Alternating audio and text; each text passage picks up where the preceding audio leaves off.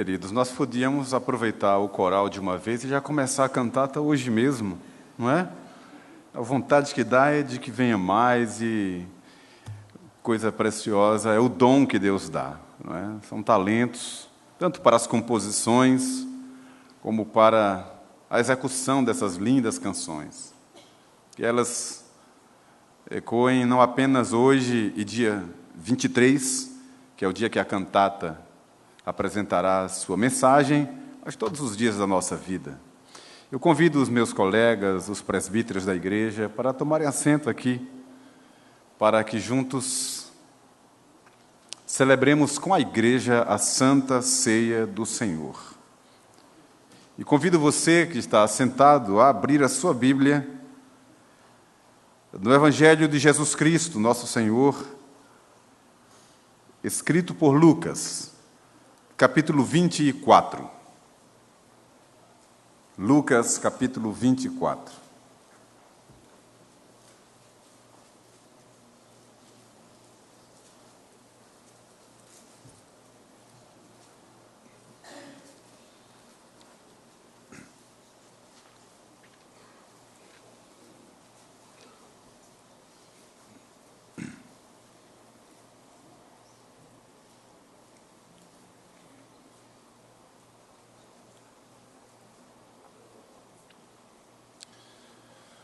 É com muita responsabilidade, temor, tremor diante de Deus, que vou ler esse texto para este momento tão emblemático, tão importante, tão significativo para a família da fé. Eu quero toda a sua atenção, reverência, respeito ao ler e ouvir esta porção da Escritura, na qual basearei uma breve meditação antes de participarmos deste momento tão sublime para a nossa vida. Lucas, capítulo 24, eu vou ler a partir do verso 13. Os discípulos no caminho de Emaús. Era um dia de domingo, o primeiro dia da semana, e aconteceu isso que eu vou ler a partir de agora. Naquele mesmo dia, 2 deles estavam de caminho para uma aldeia chamada Emaús, distante de Jerusalém 60 estádios. E iam conversando a respeito de todas as coisas sucedidas. Aconteceu que, enquanto conversavam e discutiam, o próprio Jesus se aproximou e ia com eles. Os seus olhos, porém, estavam como que impedidos de o reconhecer. Então lhes perguntou Jesus: que é isso que vos preocupa e de que ides tratando à medida que caminhais? E eles pararam entristecidos. Um, porém, chamado Cleopas, respondeu dizendo: és o único, porventura, que, tendo estado em Jerusalém, ignoras as ocorrências destes últimos dias? Ele lhes perguntou: quais?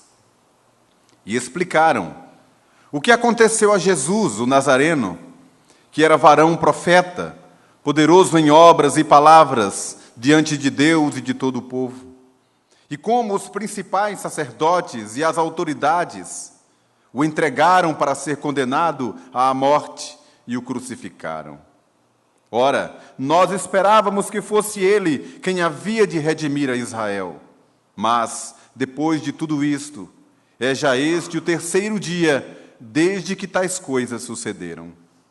É verdade também que algumas mulheres, das que conosco estavam, nos surpreenderam, tendo ido de madrugada ao túmulo.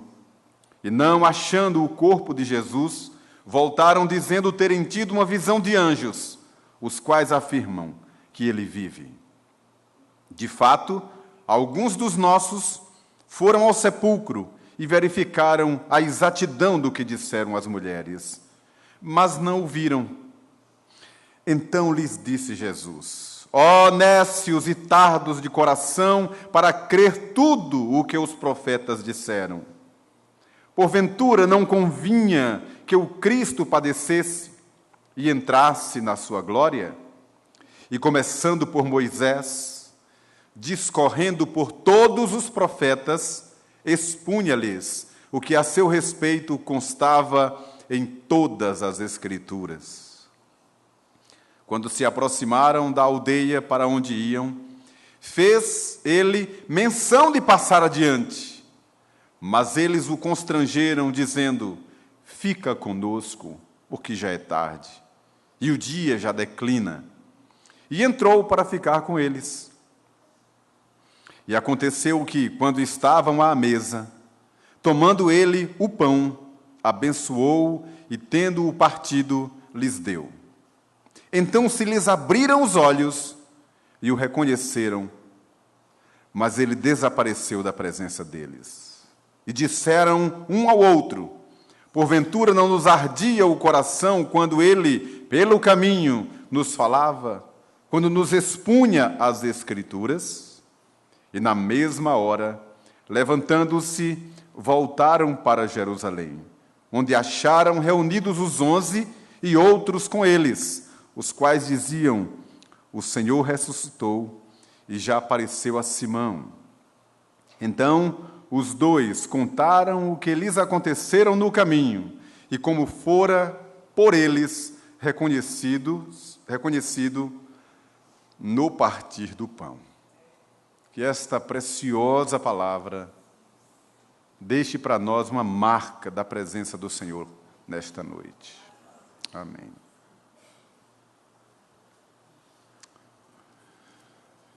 Eu quero, primeiramente, destacar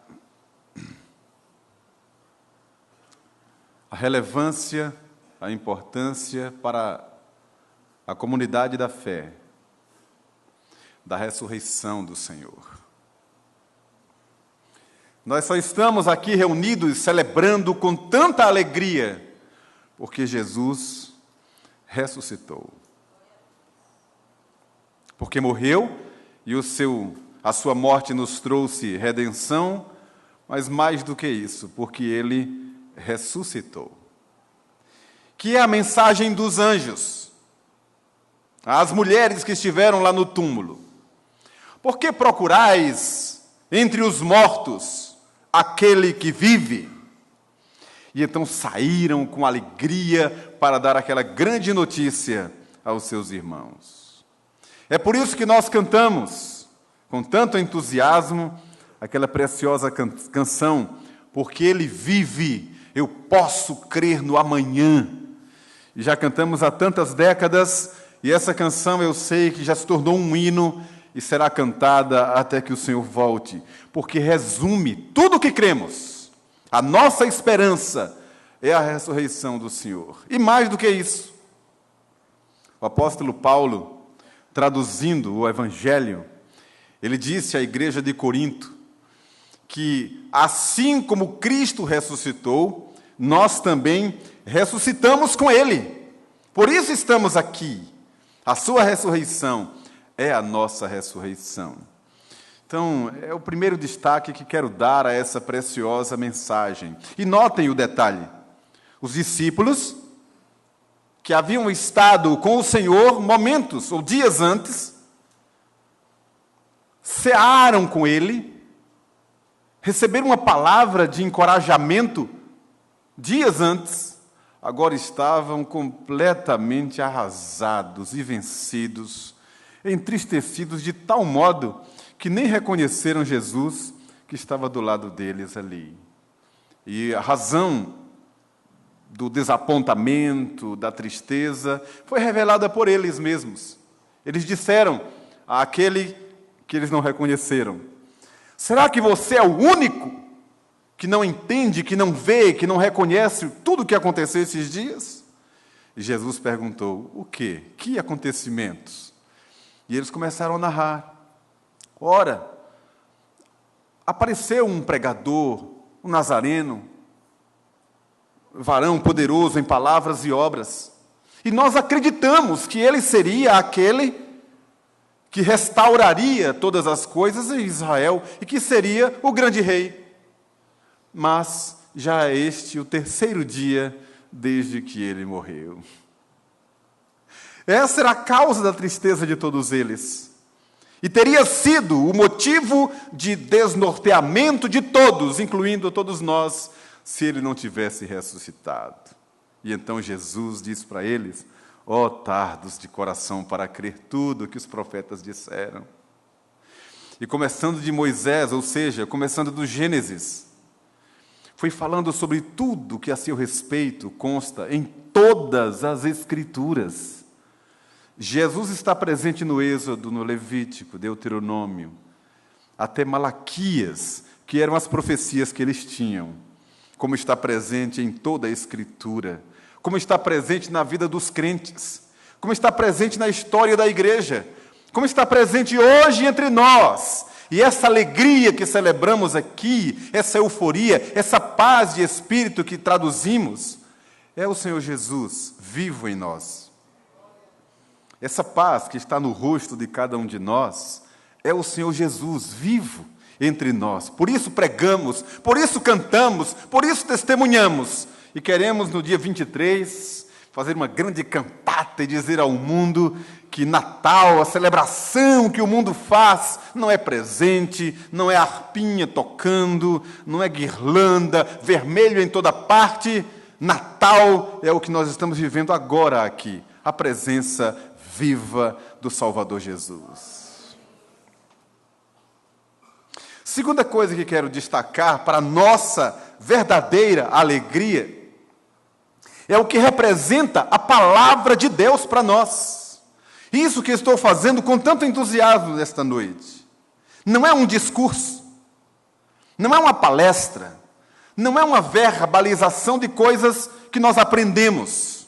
O que estou fazendo aqui é profetizando, é pregando a palavra de Deus para a salvação de muitos e para a edificação de tantos. E sabe por que isso? Porque a palavra de Deus é viva e é eficaz, cortante, penetrante, atuante, sempre que ela é proclamada. E por que é que eu digo isso? Na experiência desses homens. Eles estavam desanimados, desencorajados e caminhando para um lugar que não era o caminho deles. O lugar deles era Jerusalém. Estavam seguindo um caminho oposto. Mas vejam o efeito da palavra de Deus. Primeiro efeito, eu vou contar dois, de vários, mas apenas dois, para não ser tão mais prolixo e caminharmos para a celebração da Santa Ceia do Senhor. Dois efeitos. Primeiro, pela palavra que foi testemunhada ali, de Gênesis a Malaquias, eles disseram: olha, vocês notaram, você notou, um falando para o outro, né? Que o nosso coração ardia enquanto ele expunha as Escrituras. Sabe o que é isso? É que a palavra de Deus, para aquele que é eleito, que é salvo, ela o Espírito Santo aplica essa palavra. Ela se torna muito mais do que um verbo, ela se torna vida. É por isso que ardia. Ela era muito mais do que uma frase, do que uma construção oral. Era a própria palavra rema de Deus, invadindo almas que estavam desenganadas e desesperadas. Então a palavra de Deus, quando vem, ela aquece o coração do crente, dos seus discípulos. Segundo, o efeito que a palavra de Deus dá: trazer o povo de volta à obediência. Ouvindo a palavra de Deus, o testemunho da verdade, ali eles então disseram: olha, vamos de volta para Jerusalém. E levaram esse testemunho para os demais colegas que estavam em Jerusalém. Todo desviado não precisa de outro remédio senão ouvir a voz do Cordeiro, ouvir a voz do Senhor. Todo desvio, não importa a ordem, é a palavra de Deus que tem que trazer de volta.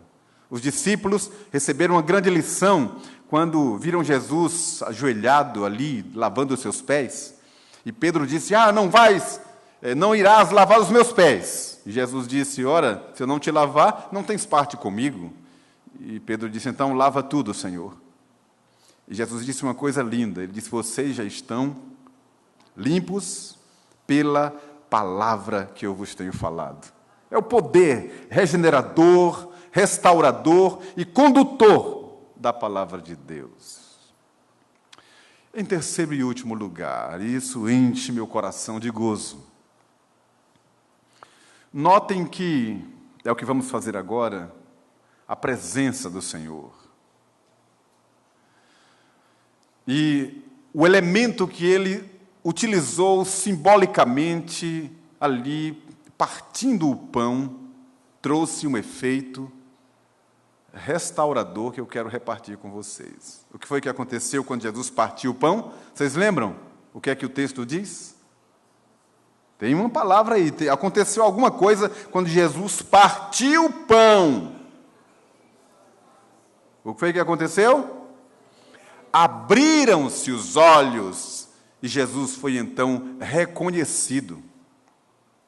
Ou seja, é a comunhão com Deus que nos abre os olhos espirituais e nos revela, de fato, quem Jesus é. Que nesta noite preciosa, no partir do pão, simbolicamente aqui, pão que tiramos do uso comum, Deus se revele aos seus filhos, de forma poderosa, preciosa, mística, e todos nós saiamos daqui impactados, visitados, na celebração da Santa Ceia. A você que ainda não deu a sua pública profissão de fé, está achando tudo isso muito interessante, quem sabe seu coração ardeu também. Você está sendo chamado por Jesus para ir para Jerusalém, testemunhar que Jesus é o Salvador. Vamos ouvir o coral mais uma vez, enquanto nos preparamos para o partir do pão.